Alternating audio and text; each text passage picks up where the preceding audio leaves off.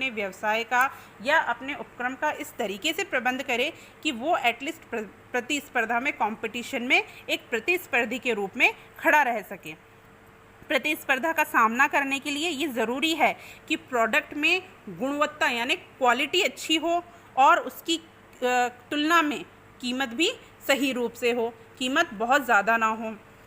दूसरा आता है संसाधनों का विकास।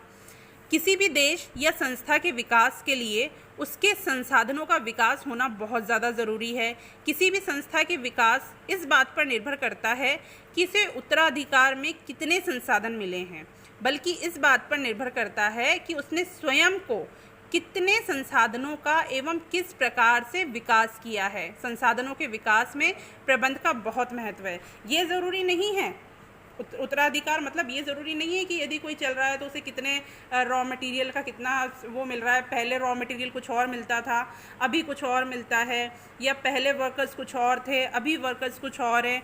तो कुल मिला के संसाधनों का विकास कि जो रॉ मटेरियल मिल रहा है उससे अच्छी क्वालिटी के प्रोडक्ट को तैयार करना, और जो मानवीय संसाधन मिल रहा है, जो मजदूर वर्ग मिल रहा है, उन्हें सेटिस्फाइड करना ताकि वो अपना रॉ मटेरियल से प्रोडक्ट बनाने के लिए अपने कार्य क्षमता, वर्क एफिशिएंसी 100% हमारी संस्था को या उस संस्था को, उपक्रम को दे सके। तीसरा आता है संसाधनों का समुचित उपयोग।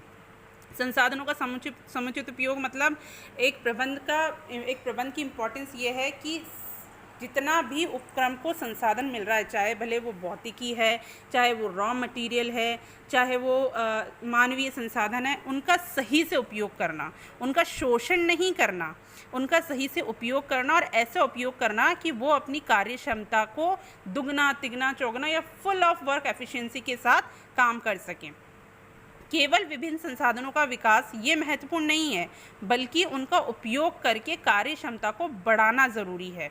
संसाधनों की मात्रा सीमित हो सकती है। हम ये मान सकते हैं कि जितने भी संसाधन है, रिसोर्सेज है, वो एक लिमिट में मिल सकते हैं, लेकिन उस लिमिट में भी अलग अलग ऑप्शंस के साथ काम किया जा सके। इसलिए ये आवश्यक है कि जितने भी रिसोर्सेज है उन कार्यों में उनका यूज़ इस तरीके से किया जाए या उनको इस तरीके से यूज़ किया जाए कि जो वहाँ की वैकल्पिक जो वहाँ का सामान तैयार हो उसकी क्वालिटी अच्छी हो। ठीक है, कहीं भी उसका प्रयोग किया जा सके तो वो अच्छी हो। चौथा इसका आता है नव प्रवर्तन एवं उसका उपयोग। आज के युग में नव प्रवर्तन मतलब इनोवेशन और उसका उपयोग किसी संस्था में बहुमुखी विकास के लिए आवश्यक है। यहाँ नव प्रवर्तन से मतलब है किसी नई वस्तु का उत्पादन। जैसे कि हम ये मानते हैं कि वसा आधारित धोने के साबुन के स्थान पर कृत्रिम रूप से साफ करने वाला पदार्थ किसी वस्तु में परिवर्तन करके उसे अधिक उपयोगी बनाना, जैसे कि मोबाइल को छोटे कंप्यूटर में चेंज करके स्मार्टफोन बनाना। ठीक है, तो कुल मिला के बात ये है कि चीज़ को अलग तरीके से इनोवेशन, नए इनोवेशन के साथ प्रेजेंट करना, ये मान के चलो। विपणन एवं वितरण के नए प्रकार ढूंढना। किसी भी उत्पादक या थोक विक्रेता, फुटकर विक्रेता ग्राहक की एक लंबी श्रृंखला के स्थान पर प्रत्यक्ष रूप से ग्राहक को सामान सीधे पहुंचाना, जिसे हम ऑनलाइन कहते हैं। जैसे पहले जो बहुत समय पहले जो बिज़नेस करने की प्रणाली थी वो ये थी कि एक फैक्ट्री में सामान बनता था, फिर उसे ऐसे डिस्ट्रीब्यूट किया जाता था कि थोक व्यापारी तक पहुंचता, थोक व्यापारी से फुटकर व्यापारी तक, फुटकर व्यापारी से ग्राहकों तक। आज के समय में जो व्यवसाय करने का तरीका है या कहो जो मैनेजमेंट में नया इनोवेशन हुआ है वो इसीलिए कि डायरेक्ट ऑनलाइन मार्केटिंग स्टार्ट हुई है। कई बार आप लोगों ने पढ़ा होगा कि कोई भी सामान आप अपने फ़ोन में या इंटरनेट पे देखते हैं कि कोई भी सामान सीधे फैक्ट्री से मंगाइए, वो आपको उसमें मूल्य भी कम पड़ता है।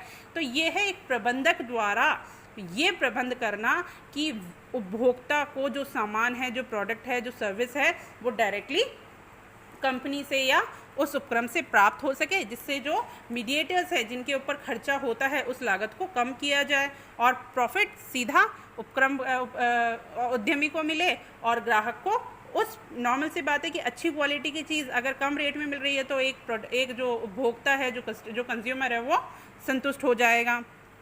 नेक्स्ट आता है संगठन का अस्तित्व, संरक्षण एवं वृद्धि। किसी भी संगठन, किसी भी व्यवसाय के 3 उद्देश्य होते हैं। पहला, उसका जो एस्टेब्लिशमेंट, जो अस्तित्व संरक्षण है, अस्तित्व का संरक्षण करना, कि सबसे पहली बात तो ये कि भाई प्रॉफिट हो ना हो वो अलग बात है, लेकिन लॉस नहीं होना चाहिए।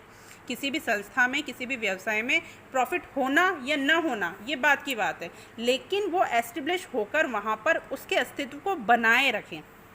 ठीक है, फिर उसकी वृद्धि और लाभप्रदता, कि भाई पहले एक बिजनेस बन गया, वो अस्तित्व में आ गया, यानी कंपटीशन में खड़ा है, प्रॉफिट कमाना या नहीं कमाना ये बात की बात है, पहले उसको एस्टेब्लिश किया जाए, देन उसकी वृद्धि यानी उस बिजनेस को बढ़ाया जाए, फिर ज़्यादा से ज़्यादा लाभ प्राप्त किया जाए। ये तीनों उद्देश्य एक दूसरे पर निर्भर करते हैं। जैसे कि हम कहते हैं कि वृद्धि के लिए संगठन को अस्तित्व में होना ज़रूरी है, मतलब किसी भी इंसान को बढ़ने के लिए उसका जिंदा होना ज़रूरी है। हम ये अगर किसी और तरीके से समझे तो एक एग्जांपल मैं आपको ये दूं कि जैसे इंसान को किसी भी चीज़ को पाने के लिए, सक्सेस पाने के लिए, सफलता पाने के लिए ज़रूरी है कि वो ज़िंदा हो, तो इसी तरह से व्यवसाय में होता है कि व्यवसाय की वृद्धि के लिए ज़रूरी है कि उसका अस्तित्व में होना ज़रूरी है। तो ये हुए एक दूसरे के ऊपर निर्भर।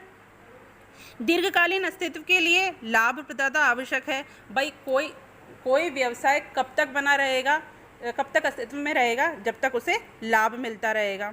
तो मैनेजमेंट का काम होता है या प्रबंध किसी भी संगठन में, किसी भी उपक्रम में जितने भी इनपुट्स हैं, जैसे कच्चा माल हुआ, ईंधन हुआ, दूसरी सामग्रियां हुई, उन विभिन्न परिवर्तित उत्पादों एवं सेवाओं से आपस में बैलेंस बनाए, परस्पर सामंजस्य स्थापित करके संगठन के अस्तित्व को बनाए रखें, उस संगठन की वृद्धि करें और उसे ज़्यादा से ज़्यादा लाभ कमा कर दें। ठीक है, जैसे हम ये कह सकते हैं कि सोयाबीन, ऐसे उद्योग हुए जैसे सोयाबीन, लघु स्तरीय स्टील, लघु स्तरीय सीमेंट, इन सब इसी तरह की परिस्थितियों में आ चुके हैं। इसके विपरीत 1907 में स्थापित Tata iron and steel company निजी क्षेत्र की सबसे बड़ी सफल स्टील की कंपनी है। नेक्स्ट आता है देश का आर्थिक विकास। किसी देश के आर्थिक विकास में प्रबंध का महत्वपूर्ण योगदान है। माइकल पोर्टर के अनुसार किसी देश